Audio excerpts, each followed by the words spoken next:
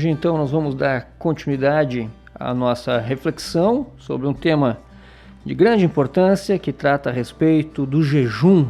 O que é o jejum? Então, nós vamos seguir após termos visto aí a respeito do Antigo Testamento, o jejum no Antigo Testamento. Antes de continuarmos, vamos orar ao Senhor. Pai amado, nós te pedimos que o Senhor nos direcione em todo esse estudo, essa compreensão a respeito do jejum. Pai amado, nós te pedimos que seja claro a nossa compreensão, a tua vontade, para que nós saibamos exercer aquilo que o Senhor espera de nós, de modo que agrade ao Senhor. Em nome de Jesus que nós oramos agradecidos e suplicantes. Amém. Eu quero iniciar aqui lendo um texto da Palavra de Deus, no Novo Testamento, que está em Mateus 9, 14 a 17. Mateus 9, 14 a 17, que diz da seguinte maneira: Vieram depois os discípulos de João e lhe perguntaram: Por que jejuamos nós e os fariseus muitas vezes, e teus discípulos não jejuam? Respondeu-lhe Jesus: Podem acaso estar tristes os convidados para o casamento enquanto o noivo está com eles? Dias virão, contudo, em que lhes será tirado o noivo, e nesses dias hão de jejuar. Ninguém põe remendo de pano novo em vestes velhas, porque o remendo tira parte da veste, e fica maior a ruptura. Nem se põe vinho novo em odres velhos. Do contrário, rompem-se os odres, derrama-se o vinho, e os odres se perdem. Mas põe-se vinho novo em odres novos, e ambos se conservam. Então, Mateus, capítulo 9, verso 14 a 17, que é o texto tema, o texto principal aqui da nossa reflexão, tratando a respeito do jejum. No Novo Testamento nós encontramos, então, o ambiente em que o jejum permanece sendo praticado entre os judeus, inclusive pelo próprio Senhor Jesus. Mas há duas questões importantes a serem consideradas. Em primeiro lugar, precisamos nos lembrar de que Jesus considerou inapropriado praticar o jejum enquanto ele estava na terra, que é o fato registrado em Mateus capítulo 9, verso 14 a 17. Em segundo lugar, o Novo Testamento, especialmente as cartas apostólicas, não tem a preocupação de dar novas instruções sobre o jejum, porque as considera desnecessário, e essa repetição desnecessária de todos os ensinamentos já dados no Antigo Testamento. Então nós não encontramos informações novas a respeito do jejum no Novo Testamento, porque desde o Antigo Testamento essa já era uma prática bastante clara. O apóstolo Paulo fala sobre o perigo de viver uma vida religiosa, uma vida espiritual, sem procurar se alimentar de Cristo. Existe, na verdade, milhões de práticas religiosas que não têm nenhum compromisso com Deus e com a sua palavra, cuja única meta é cumprir uma agenda de cerimônias com o objetivo de alcançar a autossatisfação. Isso é visto em muitas religiosidades e grupos que buscam a elevação da vida espiritual. Tem cerimônias que procuram elevar o espírito, mas que não têm uma ligação com a palavra de Deus, não tem uma ligação com Deus. É uma busca de um formalismo, uma busca de um ritualismo que, na verdade, não consegue trazer a satisfação, muito embora seja essa a promessa desses rituais. Se por um lado nós temos grupos, que defendem o ritual de abster-se de alimento como um caminho para elevar o espírito, por outro lado também corre-se o risco de supervalorizar a alimentação, o alimento, e esquecer-se do provedor que nos dá o alimento. Tanto uma quanto outra questão são completamente falhas, são completamente erradas. Nós não devemos nos abster do alimento, entendendo que essa simples prática, que essa atitude vai elevar automaticamente o nosso espírito, como também não podemos supervalorizar o alimento e transformar ele como uma espécie de ídolo para nós. Fazendo tudo em prol, né, em busca desse alimento. Há muito mais do que isso. Sobre regras, na verdade, regras criadas pelo homem, nós temos Paulo escrevendo aos Colossenses algo extremamente interessante que se faz propício nós lembrarmos agora, né, onde nós encontramos Colossenses 2:23, que diz: tais coisas, com efeito, têm aparência de sabedoria, como culto de si mesmo, e de falsa humildade, e de rigor ascético. Todavia, não tem valor algum contra a sensualidade. Então, quer dizer, atitudes de abster-se, atitudes de cerimonialismo, simplesmente, elas podem ter aspecto de uma vida regrada religiosa, de uma vida cerimonial, de uma vida cheia de rituais. Ela pode parecer uma vida aprovada espiritualmente, no entanto, o ritual, a cerimônia, unicamente, isoladamente, ela não traz nenhum benefício. Dessa maneira também, entendemos que o jejum não pode ser imposto para o crescimento espiritual de alguém. A prática do jejum isolada não pode ser imposta para o crescimento espiritual das pessoas. A bem da verdade, a prática do jejum deve ser um resultado de um desejo ardente pela presença de Deus.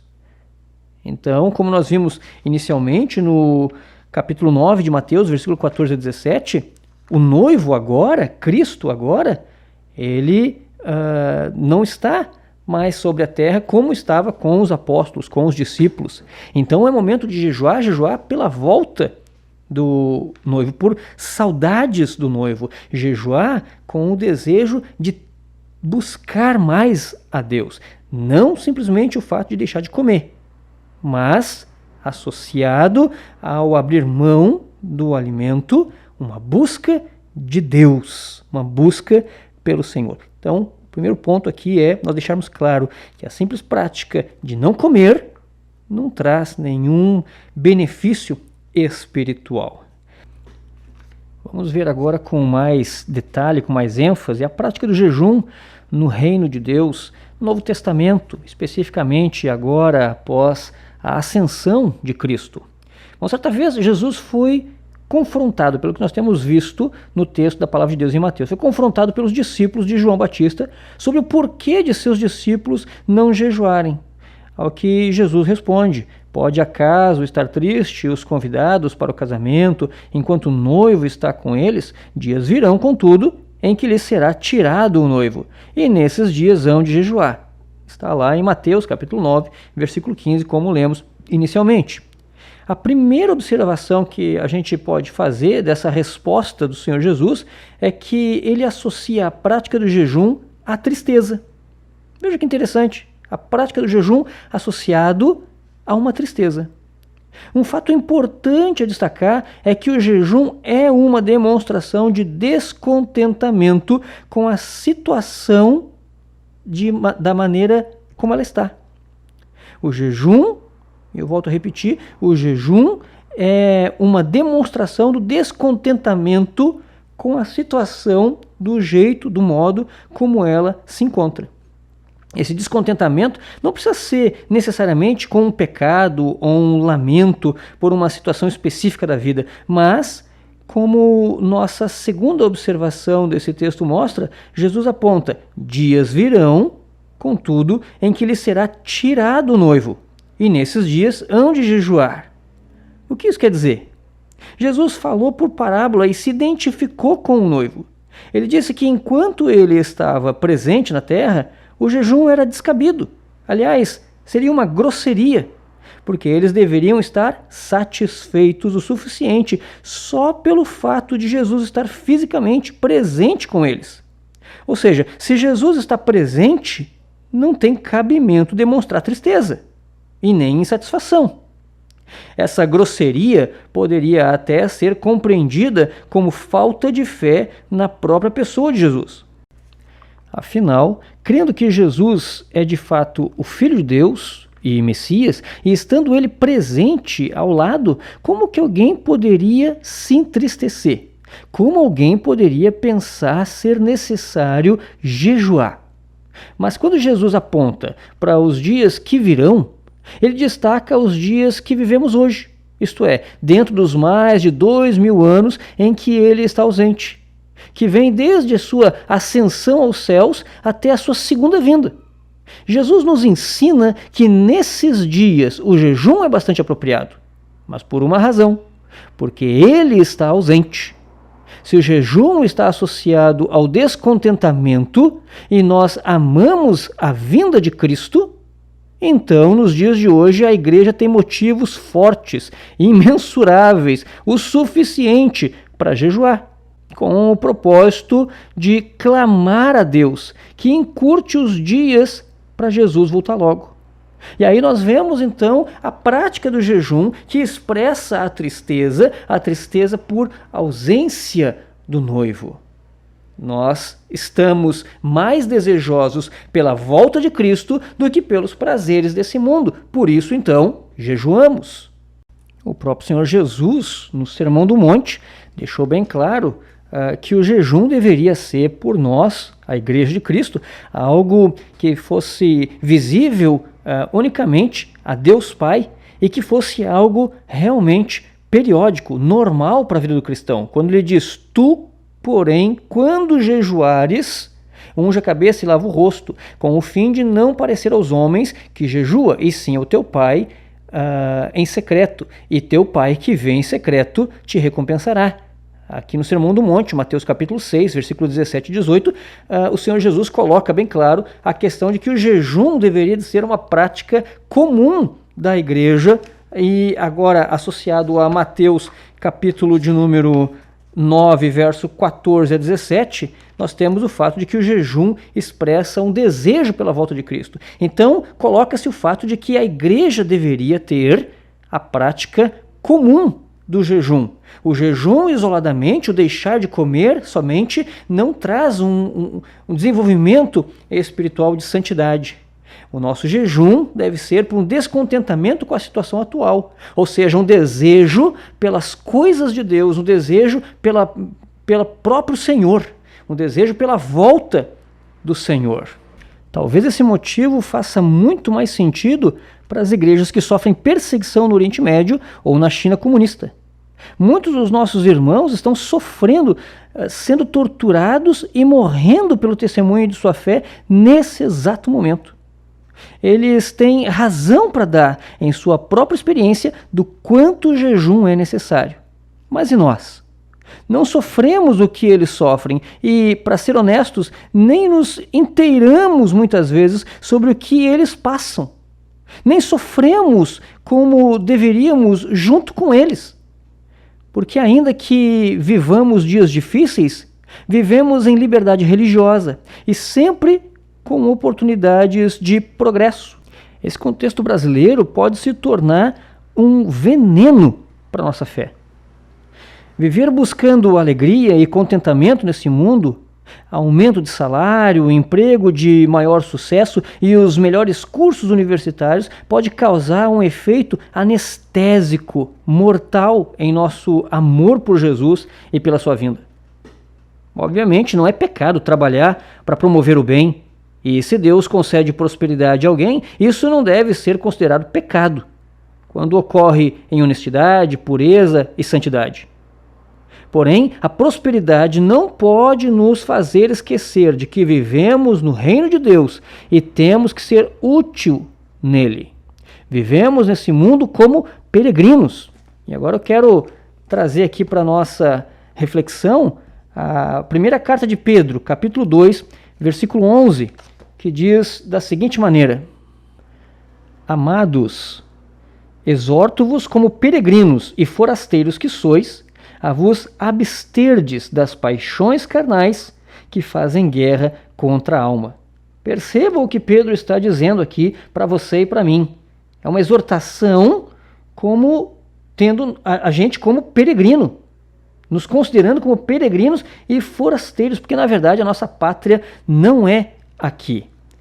Em Filipenses, capítulo 3 e versículo de número 20, nós temos Paulo escrevendo da seguinte maneira: pois a nossa pátria está no céu, de onde também aguardamos o Salvador, o Senhor Jesus Cristo. A nossa pátria está no céu. Nós não pertencemos a esse mundo. Na verdade, nós já estamos mortos para esse mundo. É isso que a palavra de Deus fala a respeito dos filhos de Deus, daqueles que creem no Senhor Jesus. Em 1 João, capítulo 2, versículo 15, nós encontramos da seguinte maneira a palavra de Deus nos falando: não ameis o mundo, nem as coisas que há no mundo. Se alguém amar o mundo, o amor do Pai não está nele. John Piper nos lembra de que esse anelo por Cristo precisa ser restaurado na igreja. Há um livro muito interessante de John Piper referente ao jejum, intitulado Fome por Deus, da editora Cultura Cristã, que trata especificamente sobre esse assunto que nós estamos falando hoje. A ausência do jejum é indicativa do nosso conforto com a maneira com que as coisas estão. Você percebe? A ausência do jejum é indicativa do nosso conforto com a maneira com que as coisas estão. Ninguém jejua para expressar o seu contentamento. As pessoas jejuam quando estão insatisfeitas. Algo não está em ordem. Estamos satisfeitos em como as coisas estão. Por isso, a prática do jejum é tão negligenciada. A ausência do jejum é a medida de nosso contentamento com a ausência de Cristo. Dessa maneira, John Piper coloca no seu livro Fome por Deus, da editora Cultura Cristã.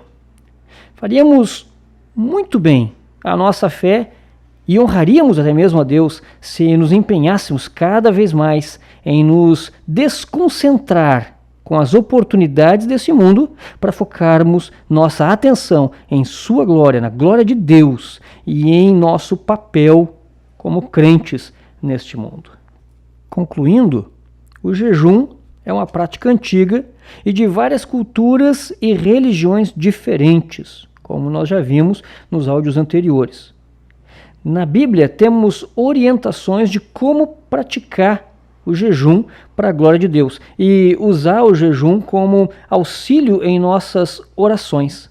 Tanto o Antigo como o Novo Testamento nos direcionam para um mesmo motivo para o jejuar: um descontentamento.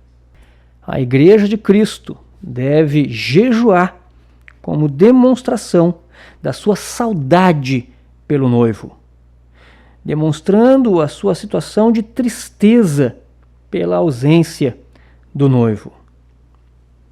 Bom, como é que a gente aplica isso tudo na nossa vida hoje? Eu te dou uma sugestão de que você se informe da situação da igreja pelo mundo. Missões transculturais. E promova discussões e conversas na igreja para viabilizar meios de como auxiliar os missionários e as igrejas perseguidas espalhadas pelo mundo. Faça isso com oração e jejum. Vamos viver a comunhão de Cristo na igreja, entendendo que a igreja não é simplesmente a nossa igreja local, mas é a igreja de Cristo espalhada pela face da terra. Vamos jejuar pelos nossos irmãos perseguidos. Vamos entrar em contato e conhecer a realidade de cada um deles. Essa é minha sugestão como aplicação da nossa reflexão de hoje sobre o jejum. Que Deus te abençoe em nome de Cristo. Vamos orar nesse instante? Pai amado, nós te agradecemos pela oportunidade de refletirmos sobre um assunto tão importante que é o jejum. Te agradecemos pela tua orientação, pela direção do teu Espírito e te suplicamos que essa realidade seja cada vez mais clara em nossa vida, em nome de Jesus. Amém.